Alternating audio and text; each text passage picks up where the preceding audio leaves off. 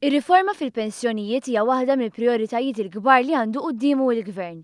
Iddikjara dan il-Prim Ministru f'laqgħa mal-Kunsill il-ġdid tal-Kamra tal-Kummerċ. Il-Prim Ministru fisser kif wara riformi fil-qasam tal-enerġija u tas-saħħa, issa l-Gvern se jkun qed jiffoka fuq din l-isfida u tenna li wieħed għandu jistenna proposti interessanti dwar is-suġġett. Fisser kif il-Gvern huwa kburi bl-attitudni tiegħu favur in-negozju u rrimarka kif ir-riżultati ekonomiċi pożittivi mhumiex kombinazzjoni. Anzi sostna l-Prim Ministru dawn huma r-riżultati ta' deċiżjonijiet serji li ttieħdu.